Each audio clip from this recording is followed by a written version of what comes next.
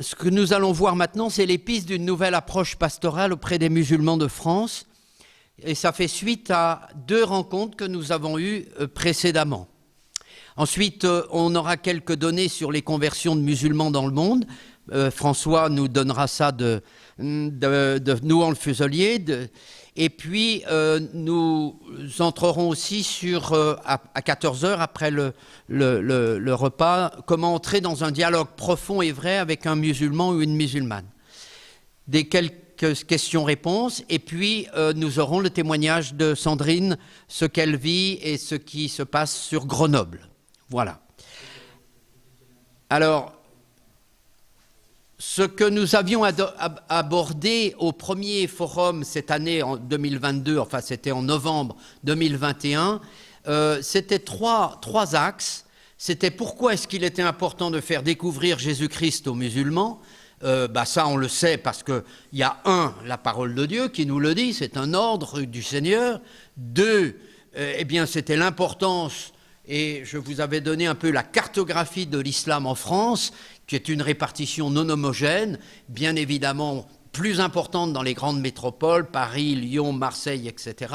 Mais c'était important de bien voir aussi la réalité sociologique des musulmans en France, ou au moins de ceux qui se disent musulmans. Et c'était le 3e point que nous avions abordé en novembre, à savoir les profils des musulmans.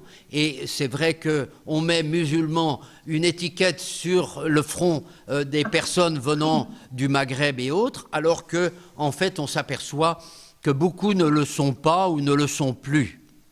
Voilà. Et puis nous avions abordé un 2e point qui était important pour nos relais et pour la formation des personnes que nous pouvons accueillir dans les relais, c'est quelle est la forme d'évangélisation qui vous correspond le mieux. Voilà, parce que nous n'avons pas tous le même charisme. Certains sont plus appelés à accompagner des convertis venant de l'islam, d'autres sont plus appelés à aller évangéliser dans la rue et sur les places, d'autres sont plus appelés à évangéliser par Internet, d'autres sont plus appelés à accueillir dans des rencontres des musulmans qui se posent des questions sur leur foi, etc. Donc c'était quelle est la forme d'évangélisation qui vous correspond le mieux. Ces interventions, vous les trouvez sur la chaîne YouTube En marche avec Jésus le Messie, et donc c'est le titre de la chaîne, et vous pouvez les reprendre, les redonner, voilà. Ce que nous avions abordé au dernier forum en multiplex en mars, le 19 mars, c'était qu'en est-il de la pratique religieuse des musulmans dans la France d'aujourd'hui ? Parce que finalement, on dit musulmans, mais comme on dit chrétiens. Mais en fait, sont-ils véritablement chrétiens ? Sont-ils véritablement musulmans ? Les gens qui se disent chrétiens et les gens qui se disent musulmans. Eh bien, tout ceci est un peu relatif. Et on a rappelé un peu les fondements et obligations religieuses personnelles. Nous avons rappelé également l'évolution des pratiques religieuses musulmanes en France, et elles sont assez diverses. Et nous avions rappelé aussi la pratique identitaire et culturelle, parce qu'on s'aperçoit que beaucoup se disent musulmans, parce que simplement leurs parents viennent d'Algérie, ou viennent du Maroc, ou viennent de Tunisie. Donc, mais c'est tout. Voilà. Et donc il était important de pouvoir avoir un petit peu un rappel de tout ce qui est pratique religieuse des musulmans dans la France d'aujourd'hui. Alors, est-ce que cette formation est utile ? Écoutez, a priori, oui. Parce que si je regarde les résultats du 19 mars, lorsqu'on a interrogé les frères et sœurs des différents relais, à la question classée par ordre décroissant, ce qui est le plus important pour les musulmans d'aujourd'hui, A, lire le Coran, B, manger halal et C, prier à la mosquée chaque vendredi, finalement, il n'y a que eu 26% des présents au dernier forum qui ont répondu juste, c'est-à-dire la réponse BCA. et 74% faux. Donc je crois que cette formation, elle est assez utile parce que finalement, on se rend compte que même nous qui sommes motivés pour aller témoigner, pour aller évangéliser, pour aller à la rencontre de nos proches de l'islam, eh bien, on s'aperçoit que rien que sur ce petit point, on n'est pas forcément au courant. C'est la même chose si je regarde à la question suivante. Là, c'était la réponse que nous avions eue au sondage la dernière fois. Parmi les affirmations suivantes, quelles sont celles qui font partie des piliers de l'islam? A. Les 5 prières par jour, le ramadan, le pèlerinage, l'aumône, la confession de foi. B. Les 5 prières par jour, le ramadan, le pèlerinage, l'aumône, manger halal. C. Le ramadan, le pèlerinage, le port du voile, manger halal, la confession de foi. Eh bien, on s'aperçoit que là, cette fois-ci, les frères et sœurs qui étaient branchés la dernière fois ont répondu à 80% juste, ce qui est bien. Mais vous voyez qu'il y a des personnes qui nous rejoignent à chaque fois, qui sont nouvelles dans nos relais, et un certain nombre, eh bien, n'ont pas répondu juste. C'est important parce que c'est vraiment un point de formation pour nous. Voilà. Si on regarde à la question, le djihad fait-il partie des piliers de la pratique islamique? Eh bien là, grand A, oui. Grand B, non. Eh bien là, presque 54% avaient répondu faux, pensant que le djihad, c'était que l'affaire des islamistes. Eh bien non, ce n'est pas l'affaire des islamistes, c'est un des piliers, une des demandes dans la pratique islamique communautaire. Les autres étant une pratique personnelle, là c'est une pratique communautaire. Donc le Coran, je ne vais pas vous le redire, mais je vous l'ai dit la dernière fois, plusieurs sourates du Coran invitent à ça.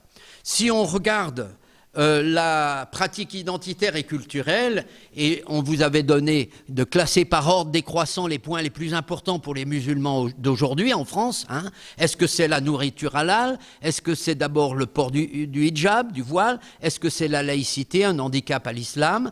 Et donc, sur toutes les questions, on s'est aperçu que presque 60% n'avaient pas répondu juste, c'est-à-dire à la réponse A, B, C, qui est la réponse A.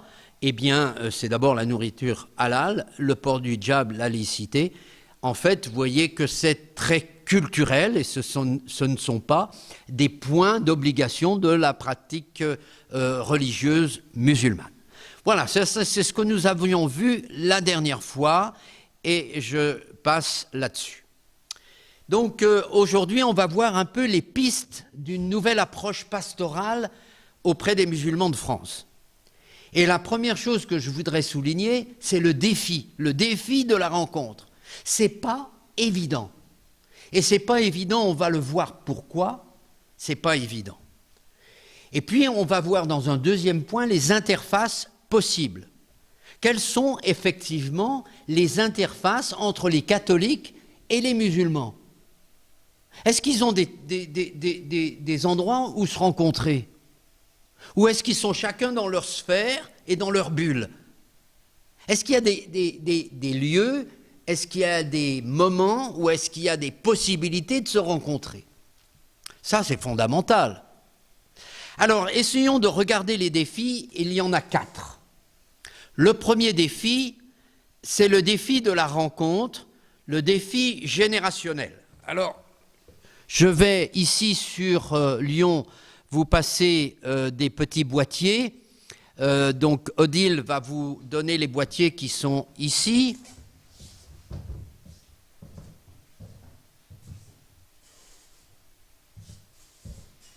Et dans vos relais, vous pouvez simplement noter sur un papier ou sur vos doigts, j'en sais rien. À votre avis, quel est l'âge des catholiques pratiquants?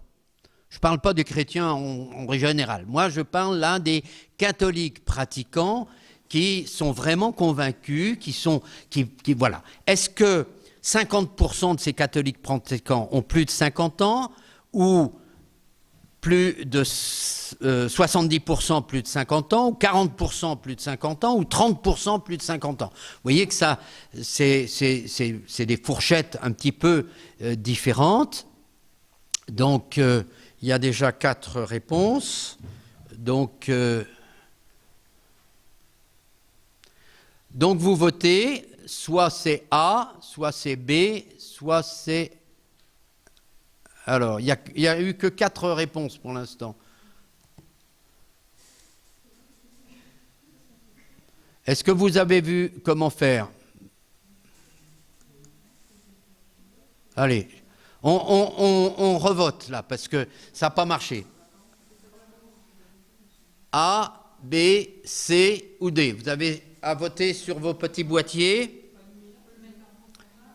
Non, non, il n'y a rien à mettre en route. Tu appuies sur le bouton. A, B, C ou D. Quelle est, à ton avis, la réponse juste?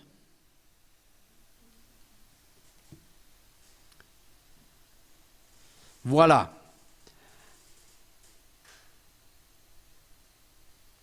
Voilà. Alors, majoritairement, vous avez voté effectivement pour 67%. Et c'est la réponse juste. Donc, 70% des catholiques pratiquants ont plus de 50 ans. Passons à la question suivante.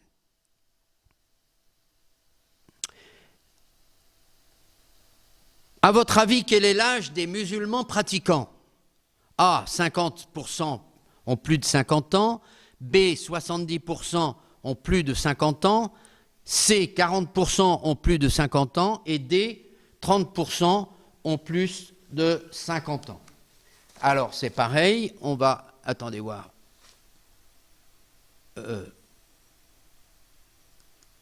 Voilà, on peut voter maintenant.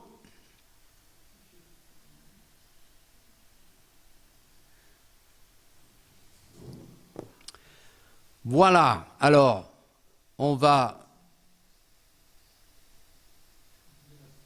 Voilà, donc on s'aperçoit que c'est très, très divers, hein, et en gros, là, proche de la majorité, c'est 30% en plus de 50 ans.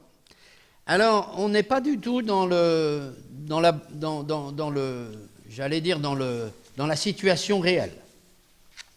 Si je regarde bien les statistiques, eh bien, on s'aperçoit que 70% des musulmans pratiquants ont moins de 50 ans. Et, donc, vous voyez, c'est la réponse B. Et donc, ont moins de 50 ans. Hein. Ah oui, pardon, c'est moi qui donc c'est la D, pardon, c'est moi qui me mélange les panneaux. Alors, en fait, sur cette réponse, ce qu'il faut savoir, c'est que 50% des musulmans ont moins de 30 ans. Et c'est là que va se situer l'enjeu de demain. Parce qu'on va s'apercevoir que finalement, le monde musulman est assez jeune, et c'est là où ils sont le plus islamisés. Donc c'est là qu'il va y avoir un défi et un enjeu.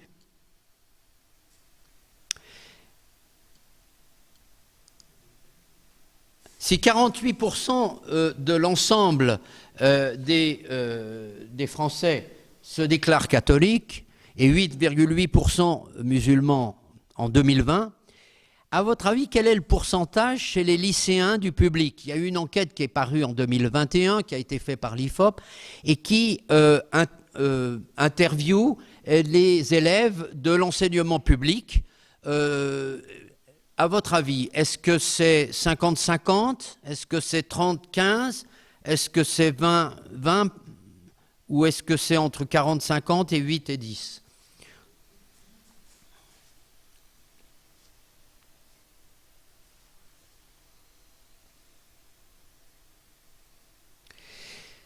Ceci est fait pour qu'on se dise, est-ce que la moyenne nationale et la moyenne des lycéens est la même?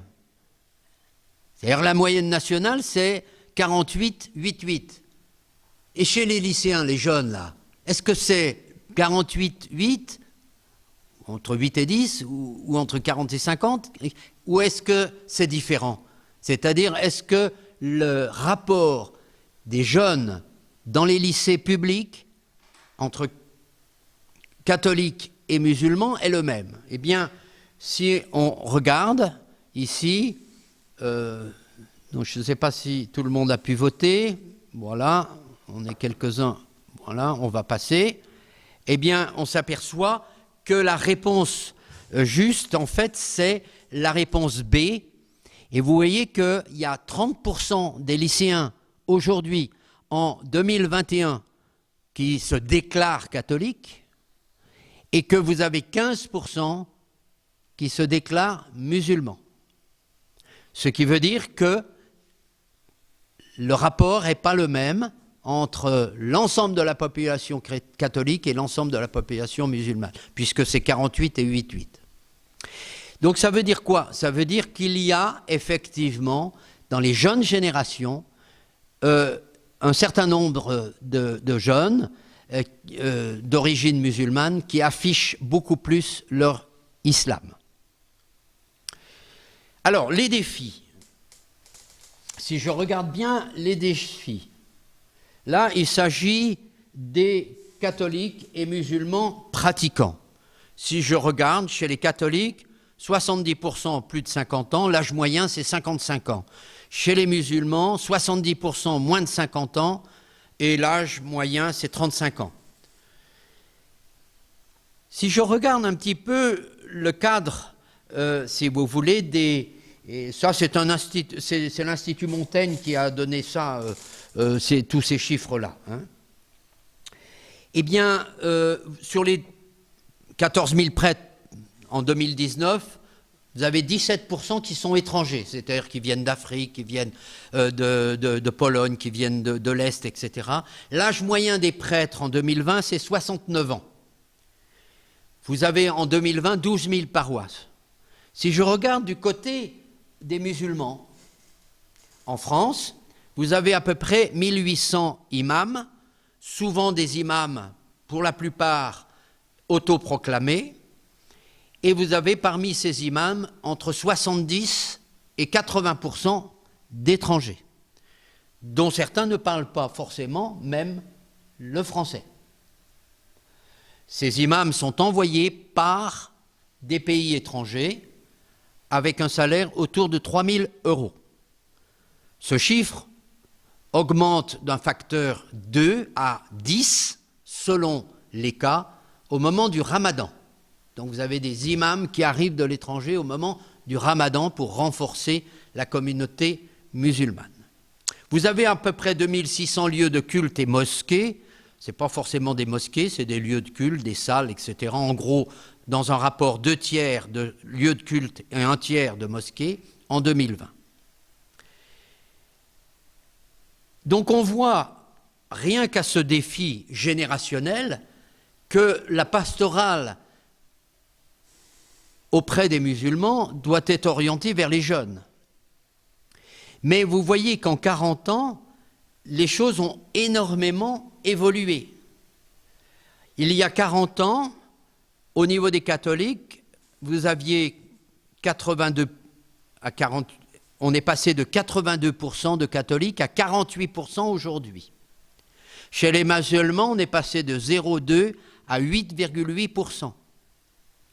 Et la croissance la plus importante, c'est les nonnes, c'est-à-dire ceux qui ne sont pas affiliés et qui se trouvent chez les jeunes de façon très forte, puisque vous voyez que si on interroge les lycéens, en 2021, 33% se disent catholiques, 14% musulmans et 46% non affiliés, c'est-à-dire n'appartenant pas à une religion. Ça ne veut pas dire qu'ils sont athées, mais ça veut dire qu'ils ne sont pas affiliés à une religion particulière.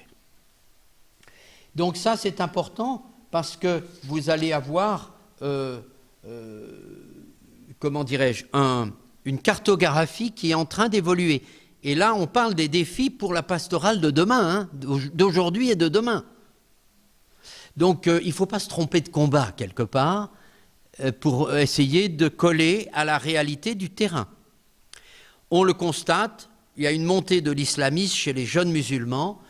J'en ai déjà parlé à la première intervention au mois de novembre dernier. Alors, défi de la rencontre, il y a un deuxième défi. Après le défi générationnel, il y a le défi ethnique et culturel. Donc, je vous pose la question, à votre avis, quelle est l'évolution en 50 ans du pourcentage des émigrés de culture chrétienne, parce qu'il y a des émigrés qui viennent et qui sont de culture chrétienne, par exemple les Italiens, les Espagnols, les Portugais, etc., et musulmanes. Alors, quelle est l'évolution? Est-ce que grand A, ce pourcentage n'a pas évolué depuis le début? Grand B, ce pourcentage a légèrement évolué. Grand C, ce pourcentage a fortement évolué. Donc vous pouvez répondre maintenant sur les boîtiers, soit A, soit B, soit C.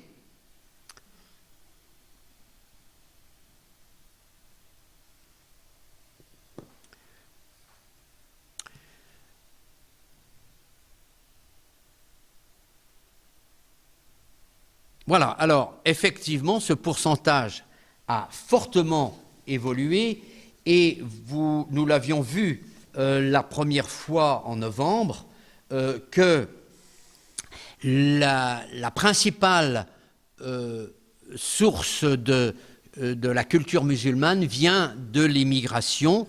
En gros, aujourd'hui, 70% de l'émigration en France, mais ce chiffre est à peu près le même en Europe, eh bien 70% vient à une culture musulmane.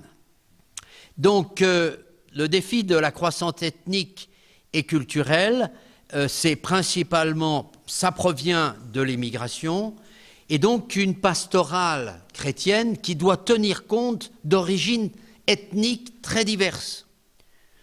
Sur 5,7 millions de musulmans présents en France, 88% sont maghrébins et ont la double nationalité.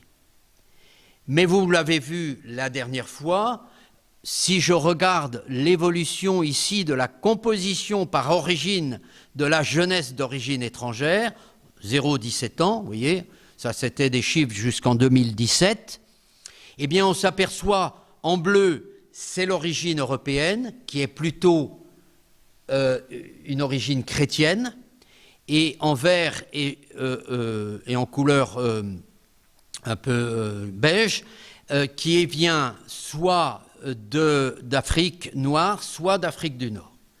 Et vous voyez que l'évolution en 50 ans, elle est passée d'une zone intra-européenne, c'est-à-dire des immigrés qui viennent d'Europe, Pologne, etc., qui sont d'origine plutôt chrétienne. On est passé de 75% à 20% aujourd'hui. Et les zones de culture musulmane, on est passé de 20% il y a 50 ans à 60% aujourd'hui. Donc cet apport par l'immigration de la culture musulmane est devenu très forte aujourd'hui. Et donc la pastorale doit en tenir compte, et vous voyez que, par exemple, vous n'avez pas les mêmes approches si vous parlez à des Nigérians ou si vous parlez à des Maghrébins. Si vous voulez faire comment dirais-je, une aumônerie de chrétiens d'arrière-plan musulmans qui viennent de Nigeria ou qui viennent du Maghreb, vous allez avoir déjà un problème culturel. Et la culture est très prégnante.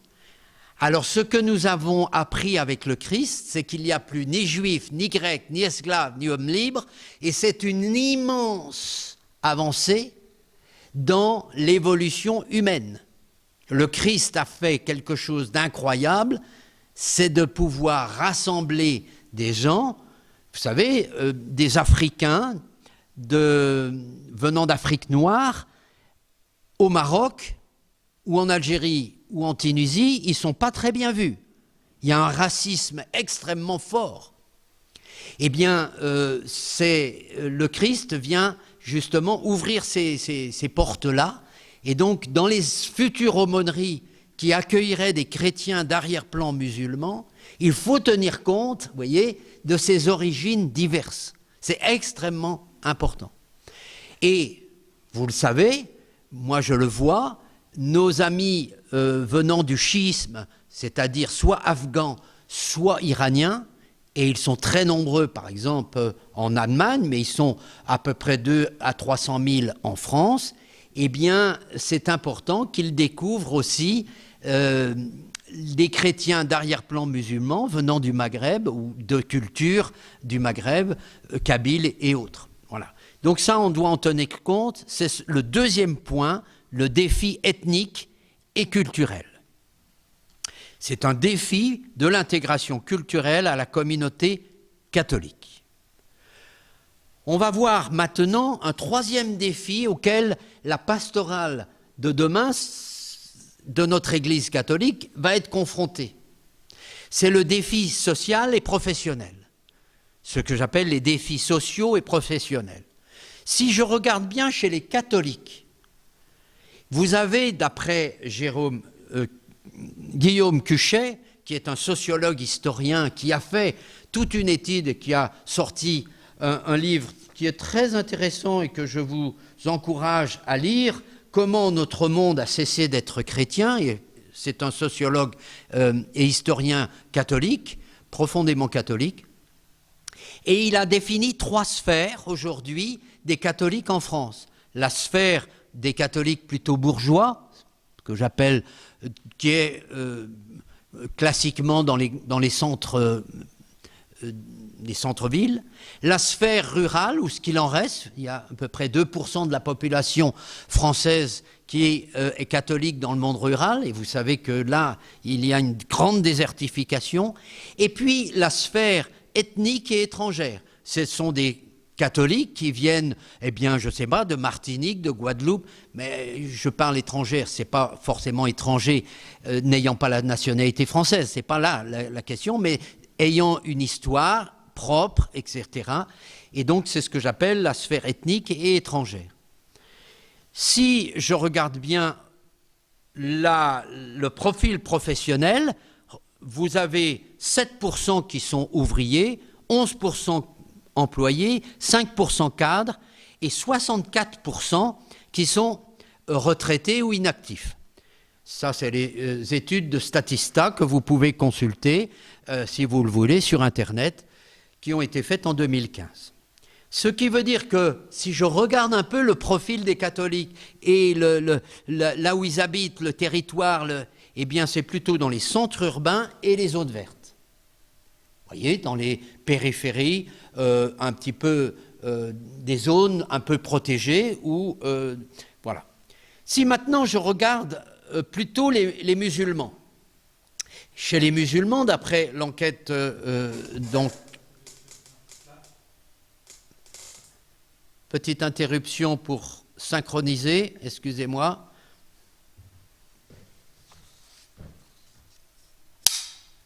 Eh bien, si on regarde le profil des musulmans, vous en avez 47% qui sont sécularisés, et dans ces 47%, 50% ont plus de 40 ans et 33% moins de 35 ans. Ça veut dire quoi? Ça veut dire que ceux qui sont sécularisés, c'est plutôt ceux qui déjà habitent en France depuis un certain nombre d'années et qui, vous voyez, ont déjà plus de 40 ans.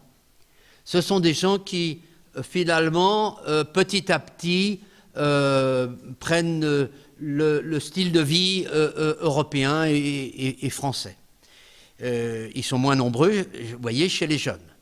Si je prends la sphère sécessionniste, ou plutôt la sphère identitaire, on l'a vu au mois de novembre, hein, donc je ne vais pas redéfinir ce qu'est la sphère identitaire chez les musulmans, mais vous voyez que c'est 25% des musulmans en France qui s'identifient à ça, et la sphère sécessionniste, c'est carrément ceux qui sont en sécession vis-à-vis de la République française, ils sont 28%, et sans surprise, vous voyez que c'est 50% qui ont moins de 35 ans et près de 60% des 18-25 ans. Donc vous voyez, c'est un profil très particulier, et donc si vous voulez toucher toutes ces populations-là, ben, il va falloir que les catholiques qui, vous voyez, ont déjà, au niveau générationnel, sont plutôt vieux, au niveau générationnel, les musulmans sont plutôt jeunes, et il faudrait, pour avoir des interfaces, qu'on ait des interfaces jeunes-jeunes, et qu'on ait des interfaces socio-professionnelles un peu identiques. Or, si je regarde les profils professionnels chez les musulmans, vous voyez que chez les catholiques, c'était 7%, chez les musulmans, 24%. Ce qui est intéressant, c'est que les cadres sont à peu près les mêmes, 5%, de part et d'autre. Par contre, les inactifs non retraités sont 30%. Donc, c'est intéressant aussi de prendre en compte ces chiffres pour se dire il y a une population relativement jeune des musulmans en France qui sont inactifs, c'est-à-dire qui sont plus au chômage ou qui n'ont pas d'activité particulière. Ça conditionne très bien le type de pastoral à faire. Si je regarde les territoires, eh bien on le sait, il y a des centres urbains et zones vertes plutôt pour les catholiques, et c'est plutôt à la périphérie des villes de 200 000 habitants et plus, et des zones industrielles que vous allez trouver les populations musulmanes, avec, en gros, d'après le ministère de l'Intérieur, 150 quartiers qui sont sous la loi de la charia, c'est-à-dire hors, j'allais dire, territoire. Maintenant, je passe au troisième défi auquel il faut faire face, c'est le défi théologique. Et depuis Vatican II, on le sait très bien, il y a trois positions théologiques auxquelles on est confronté, et vous le savez aussi bien que moi dans les relais missionnaires, c'est que même chez nous, au niveau catholique, ça se bagarre, au sens où nous n'avons pas la même vision théologique, et donc ça peut induire des grandes difficultés, compréhension, même conflit. Si je prends l'univers ecclésiocentrique, c'est une théologie qui considère que seule l'Église catholique est garante du salut. C'est une façon erronée de dire en dehors de l'Église, point de salut. Ça, on va le voir, c'est quelque chose qui a été abandonné, et il faut bien comprendre pourquoi. Il y a l'univers christocentrique. Le Concile Vatican II est christocentrique, centré sur le Christ. Théologie qui considère que le salut est possible en dehors de l'Église pour des individus, mais refuse à l'islam une autonomie salvifique. Ce qui veut dire quoi? Si j'écoute les statistiques, 64% des catholiques pratiquants considèrent que toutes les religions se valent. Ils sont mal formés. Toutes les religions ne se valent pas. Mais tout homme se vaut. C'est deux choses différentes. Et donc, nous avons dans cette théologie, qui est la théologie actuelle de l'Église catholique, eh bien, à promouvoir ce que fait le dicaster pour la promotion de l'évangélisation, le ministère, si vous voulez, de Rome, pour l'évangélisation, à promouvoir la parole de Dieu. C'est l'univers théocentrique auquel souvent nous sommes confrontés, et que dans le dialogue islamo-chrétien, malheureusement, trop souvent les gens se réfèrent, c'est que la richesse des religions et le témoignage moral des membres dépassent le christocentrisme. Il y a, en gros, plusieurs voies de salut. Le Christ n'est plus normatif. Certes, c'est la voie la meilleure, mais c'est une voie possible. Le théocentrisme peut être normatif ou non. Je ne rentre pas dans le détail. Ce qu'il faut simplement retenir, c'est que, et nous allons le voir aujourd'hui, en fonction de la théologie à laquelle on se réfère, la mission de l'Église auprès des musulmans sera radicalement différente. Et voilà pourquoi il y a souvent une incompréhension. Dans le dialogue islamo-chrétien, nous sommes pour le dialogue islamo-chrétien, mais dans lequel il y a l'annonce. Or, ceux qui se réfèrent à l'univers théocentrique considèrent que l'annonce n'est pas à faire et que c'est simplement un dialogue éthique. Voilà. Ça, c'est très important pour pouvoir comprendre la suite. L'ecclésiocentrisme a été abandonné. Pourquoi? Parce que ça voulait dire, en gros, ma communauté catholique est la meilleure, c'est elle qui donne le salut. Non, c'est le Christ qui donne le salut. Sinon, on impose un statut religieux comme source de salut. Ceci a été déjà, avant le Concile, abandonné, mais depuis, bien sûr, c'est abandonné. Le christocentrisme, c'est la voie ordinaire du salut, mais qui reconnaît des voies extraordinaires de salut. C'est-à-dire des hommes et des femmes. Et nous avons eu des témoignages dans nos forums de personnes qui n'ont jamais rencontré de chrétiens, qui n'ont jamais été évangélisés, et qui par un songe, eh bien, vont recevoir la parole de Dieu, ou vont la connaître, ou vont la découvrir, et ils ne savent même pas, qu'ils la reçoivent en direct. Et ils peuvent rester comme ça pendant des années.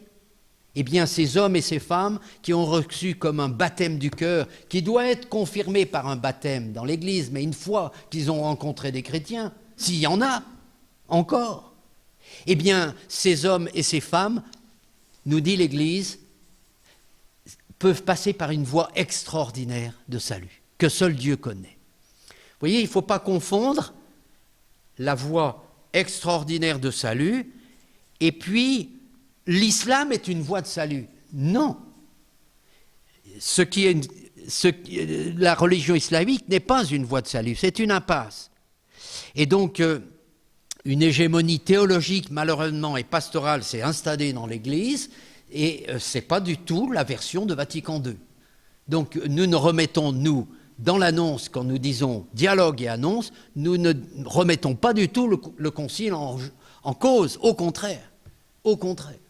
Et ceux qui sont dans cette théologie théocentrisme s'appuient sur une fausse interprétation du Concile Vatican II. Voilà, j'espère avoir été un peu clair là-dessus, c'est un peu long, mais depuis 40 ans, la pastorale pour le monde musulman repose sur un dialogue souvent fondé sur une théologie théocentrique, et donc le dialogue éthique a remplacé le salut. Et donc, ce qui va se produire, c'est qu'il va y avoir, pour ceux qui se réfèrent à cette théologie théocentrique, un relativisme très important, où on va considérer que les mots sont les mêmes, Dieu unique, nous avons le même Père, Abraham, etc. C'est faux, c'est faux. Abraham, les mots sont les mêmes, mais la consistance n'est pas la même derrière. Je vous dis un peu ce que disait Jean-Paul II dans Redemptoris Missio, un regard chrétien sur les autres religions. Le travail difficile de discernement permet de voir où et comment l'Esprit Saint est présent et actif, non seulement dans les cœurs des croyants d'autres religions, mais dans les religions elles-mêmes. Ça, ce n'est pas ce que dit le pape dans Redemptoris Missio, mais ce que disent les évêques de France. Et là, il y a une confusion théologique, je suis désolé, mais ce que dit Dominus Iesus, ce que dit le pape Jean-Paul II, on doit donc tenir fermement la distinction entre la foi théologale et la croyance dans les autres religions. L'islam est une croyance. Cette distinction n'est pas toujours présente dans la réflexion actuelle. C'est là l'un des motifs qui tendent à réduire, voire annuler, les différences entre le christianisme et les autres religions. Le texte est très clair là-dessus. Voilà un défi, le 4e défi auquel nous sommes confrontés. Donc je répète, 4 défis. Un défi générationnel. Mais ça ne veut pas dire que c'est foutu. Non. Mais il y a un vrai défi. Un défi sociologique, un défi lié au statut social et professionnel. Il y a un statut lié à l'aspect théologique et un statut et un défi lié à l'ethnique et à la culture. Alors, essayons de terminer de voir les pistes d'une nouvelle approche pastorale auprès des musulmans de France. Compte tenu de tous ces défis, eh bien, est-ce qu'il y a des lieux d'interface possibles? Alors, entre les musulmans et les catholiques. Parce qu'à la limite, les vieux vont avec les vieux. Pardonnez-moi, mais nous, les catholiques, on est plutôt des vieux. Ça ne veut pas dire qu'il y a des jeunes. Il n'y a pas de jeunes. Non, mais sociologiquement, c'est vrai. Et chez les musulmans, c'est plutôt des jeunes. Alors, est-ce qu'on se rencontre? Est-ce qu'ils ont les mêmes outils? Est-ce qu'ils ont les mêmes références? Est-ce qu'on a sur Internet les mêmes façons de faire? Les vieux regardent la télé, les jeunes ne regardent jamais la télé. Donc tout ça, vous voyez que c'est un contexte, rien que sur l'aspect générationnel, c'est un enjeu, c'est un défi. Alors, essayons de voir quels peuvent être les défis. Eh bien, je voudrais voir avec vous, pour pas trop vous endormir, est-ce que vous avez des idées sur ça? Est-ce que vous avez des pistes? Si je vous dis, où est-ce que les musulmans, compte tenu de ce que nous venons de dire, est-ce que les musulmans et les catholiques peuvent se rencontrer dans quel cadre? Est-ce qu'il y a des endroits un peu privilégiés où ces rencontres-là sont possibles, naturellement, dans la vie? Est-ce que vous avez des idées? Alors je vous les pose à tous. Vous pouvez peut-être les noter. Si vous en avez une ou deux, vous pouvez allumer votre micro pour dire. Est-ce que vous, ici dans la salle, il y en a qui ont des idées? D'accord. Est-ce qu'il y a d'autres choses? Les associations sportives. Oui. Est-ce que dans les relais, vous avez des idées? Non, ça n'a pas marché. On a dit le sport. Le sport, oui. Nous. La piscine. L'enseignement. L'enseignement, oui. La piscine. La piscine. C'est notre sœur de Grenoble qui est. Alors, à l'école et dans la rue. À l'école et dans la rue. D'accord. À la caisse. À la caisse. À la CAF. Alors, eh bien écoutez, je vais répondre. Les ouvriers qui viennent faire des travaux à la maison. Oui. Alors, je vais répondre. Merci. Alors, je vais répondre. Et en fait, je vais répondre, très curieusement, c'est pas moi qui réponds, c'est le Sénat. Le Sénat a fait toute une étude qui est extrêmement intéressante. Vous n'avez sans doute pas l'occasion de la voir parce qu'elle fait 500 ou 600 pages. Donc, il faut se payer le truc, hein. Donc je l'ai fait, et c'est très intéressant parce que les zones d'islamisation vont être des zones d'interface avec nous. Je m'explique. Le Sénat soulève 4 zones privilégiées d'islamisation aujourd'hui en France, dont, vous l'avez souligné, l'enseignement, les associations sportives, l'entreprise et les réseaux sociaux. Eh bien, curieusement, ça va être 4 zones d'interface possibles au niveau de la pastorale de demain auprès de nos proches de l'islam. Je redis, et on ne va pas tous les voir aujourd'hui, l'école catholique va être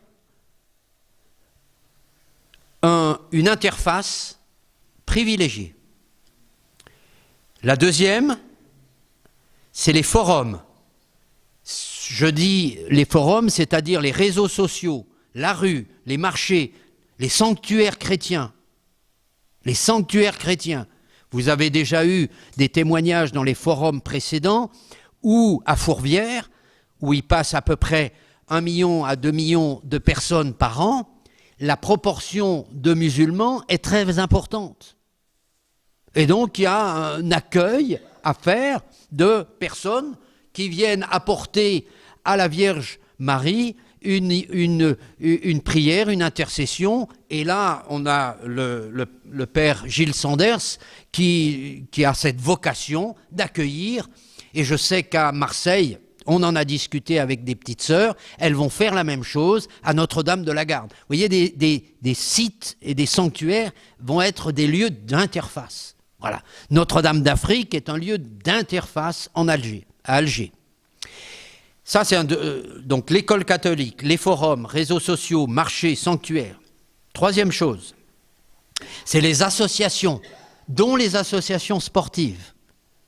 Un lieu extrêmement important de l'islamisation dans lequel, dans les associations, va se trouver, surtout dans les associations sportives, des jeunes autour de 30 jusqu'à 40 et moins. Et puis l'entreprise. Je ne vais pas parler de l'entreprise parce que nous avons eu un forum en 2019, je crois, sur cette question.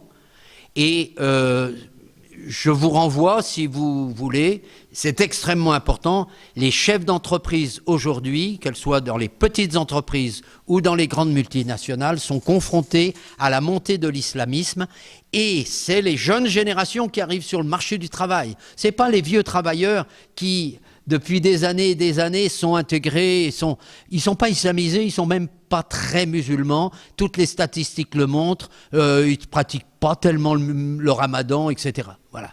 Donc, c'est ni la prière à la mosquée, vous voyez, c'est assez curieux. C'est vraiment les jeunes. Donc, l'entreprise va être confrontée à ça et vous avez d'excellentes personnes qui peuvent donner aider les entreprises et les accompagner, dont le Paul Boulad, qui a écrit un livre extrêmement intéressant sur cette question, l'entrisme dans l'entreprise, l'entrisme islamique en entreprise. C'est pour moi une référence aujourd'hui en France. Lui est égyptien et c'est son oncle qui est jésuite et qui s'appelle Paul Boulad. Voilà, donc je ne l'aborderai pas. Je n'aborderai pas non plus beaucoup les associations parce que je n'ai pas bien le temps et je voudrais que nous avancions. Alors, je vais regarder déjà l'école catholique. C'est important. On a eu un forum là-dessus, mais je crois qu'il faut prier pour que l'enseignement catholique puisse prendre conscience, elle commence, mais de l'enjeu de l'évangélisation au sein de l'Église catholique, au sein de l'enseignement catholique. Ça représente 2,2 millions d'élèves, 135 000 enseignants, 80 000 personnels non enseignants, 7 500 établissements sous contrat. C'est pas rien. C'est pas rien. Or, et vous le savez aussi bien que moi, vous allez avoir une présence musulmane à l'école catholique qui, dans certains endroits, est très important. Le dernier forum que nous avons fait là-dessus, ici, à la communauté, on avait des écoles qui, dans certains quartiers, il y a 70% de familles musulmanes dans certains établissements catholiques. Vous avez dans la région parisienne, dans le 93, 95% dans une école catholique de la présence musulmane. Donc, quelque part, c'est une interface extraordinaire d'avoir ainsi des familles musulmanes qui mettent leurs enfants dans une école catholique et, j'allais dire, quelque part, c'est non-assistance à personne en danger si ces écoles n'éveillent pas ces enfants à la foi chrétienne. Pas à l'Église catholique, mais à la foi, à la rencontre avec Jésus, avec cette découverte du Seigneur. Actuellement, le Service national pour les relations avec les musulmans a publié un document « Musulmans en école catholique ». Je ne sais pas si vous l'avez lu, pour ma part, je l'ai lu, et ce que j'y ai vu, c'est très bien fait, c'est vrai, mais c'est une hégémonie du dialogue, mais le volet annonce n'existe pas. Il n'y a pas d'annonce.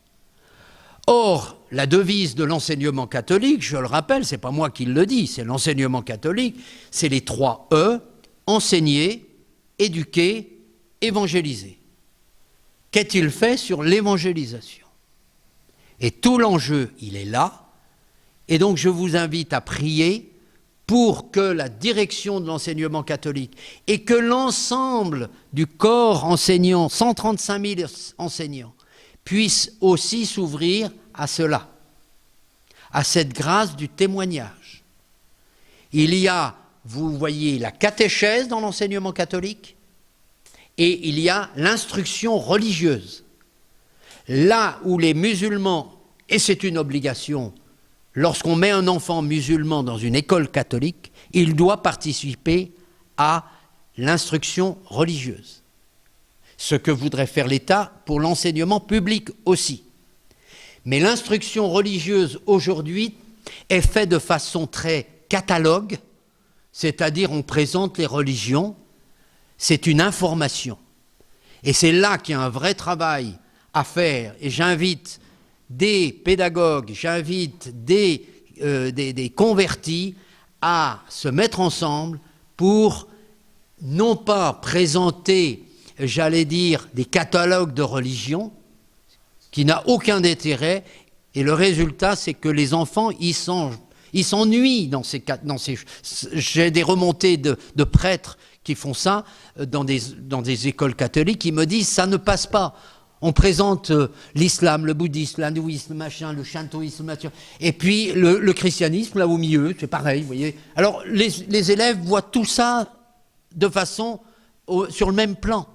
Ils ne voient pas l'enjeu qui doit partir.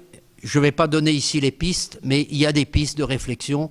J'appelle vraiment, c'est un appel de l'esprit pour qu'il y ait des hommes et des femmes qui, aujourd'hui, présentent une instruction religieuse qui, pour l'école catholique, qui soit une montée vers le Christ.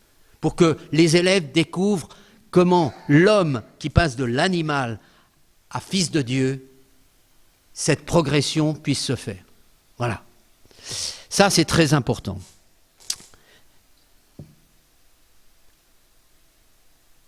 Je donne un peu ces informations dans le livre que vous connaissez, qui est Présence, je ne sais pas comment je fais, Présence et croyance des musulmans dans la France d'aujourd'hui, que vous pouvez trouver dans n'importe quelle librairie et que vous pouvez trouver ici à la communauté ou à Tours, voilà. Vous le voyez ? Voilà. Donc je donne quelques pistes là-dessus, mais j'aimerais vraiment travailler avec des chrétiens d'arrière-plan musulmans et puis des gens qui ont le souci de travailler avec des jeunes, c'est-à-dire sur Facebook, sur TikTok et sur tous ces... Voilà, pour donner justement un éveil pour les jeunes générations. Deuxième interface, les forums, réseaux sociaux, rues, marchés, sanctuaires. Toute l'évangélisation de rue que font nos frères et sœurs de Mission Angélus, par exemple, ou que nous avons fait à la communauté, c'est aller à la rencontre, donc c'est aller dans la rue, et très souvent, on rencontre un tiers, deux tiers, facilement, de personnes musulmanes. Elles sont moins bloquées, et puis surtout les jeunes, ça ne les gêne pas du tout d'être abordés dans la rue. Voilà. Là, je voudrais mettre l'accent sur la mission numérique. La mission numérique. La mission numérique, c'est compte tenu du profil des musulmans, l'évangélisation numérique est indispensable. C'est sûr que vous voyez que nos prêtres, l'âge moyen c'est presque 70 ans. Là en 2022, comme ceux qui sont âgés meurent, eh bien la moyenne diminue. Donc aujourd'hui, en 2022, c'est 67 ans. Mais il n'empêche que, à mon âge, on a plus de mal d'être branché sur des réseaux qui nous paraissent plus compliqués, plus difficiles, voilà, hein, c'est normal. Donc, quelques chiffres et réalités, parce que ça, c'est très important. 70% des jeunes musulmans, que ce soit des émigrés récents, eh bien, s'informent sur la religion par Internet. Donc, Internet est une zone d'interface. C'est là que les catholiques doivent être. Plutôt que d'ériger des basiliques et des bâtiments, il faudrait plutôt ériger des bâtiments numériques pour qu'on puisse répondre à l'attente et éveiller les cœurs et les ouvrir à la grâce et les ouvrir à l'expérience, etc., etc. Ce qu'il faut savoir, c'est que comme la population musulmane est jeune, 50% au moins de 35 ans, ils sont beaucoup plus branchés sur Internet que les catholiques.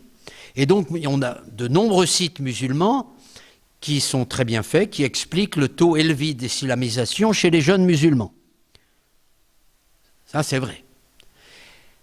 Vous avez des sites évangéliques qui sont beaucoup plus nombreux que les sites catholiques, mais j'en discutais avec Saïd Oudjibou, qui est à Paris, que vous avez sans doute entendu sur les sites internet, etc., qui est un pasteur évangélique marocain qui a rencontré le Christ avec son épouse, qui a un très très beau témoignage.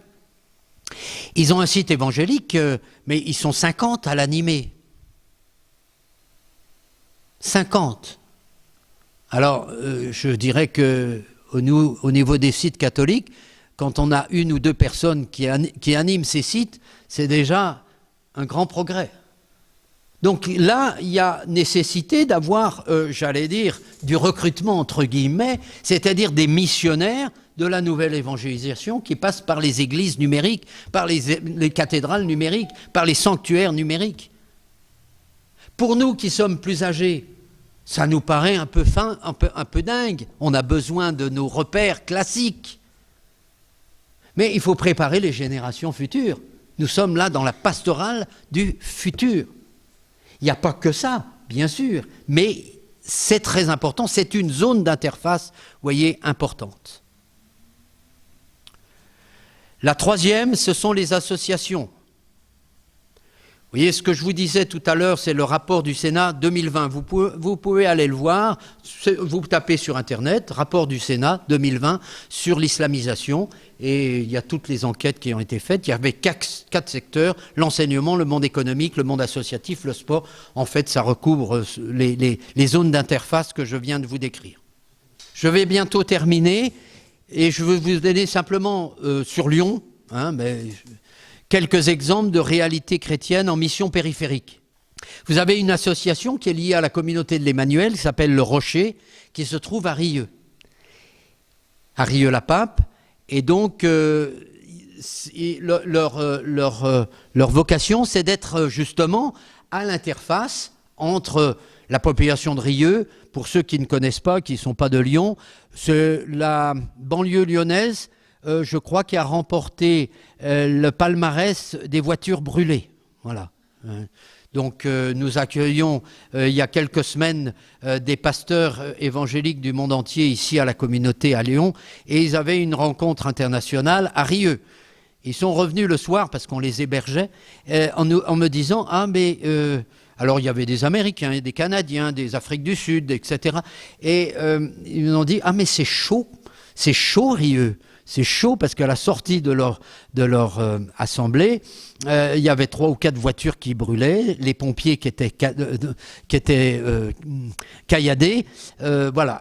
Je leur ai dit bienvenue en France. Hein. C'est notre réalité. C'est pas le Liban, mais c'est une réalité. Voilà. Et donc l'association Le Rocher fait un travail super de contact. Et ça, vous pouvez écouter un témoignage, c'est Oser la rencontre. C'est un couple qui a pendant 5 ans travaillé à Rieux. Ils ont fait un très beau témoignage de ce qu'ils ont vécu à Rieux. Le problème, et je vais y venir, on a un petit problème là, technique. La question qui s'est posée, c'est qu'eux, ils sont payés par la municipalité, par la région, voilà, parce qu'il faut bien soutien scolaire, etc. Ce qu'il faut savoir, c'est que le bénévolat, aujourd'hui, dans toutes les associations non chrétiennes, chrétiennes ou pas, le bénévolat est de moins en moins d'actualité. Donc là, il faut bien faire nourrir ces personnes qui s'occupent, vous voyez, d'accueillir des jeunes, qui s'occupent du soutien scolaire, qui font un peu une espèce de patronage finalement. Le problème, c'est qu'ils sont payés, donc ils ont obligation de neutralité. Vous voyez ?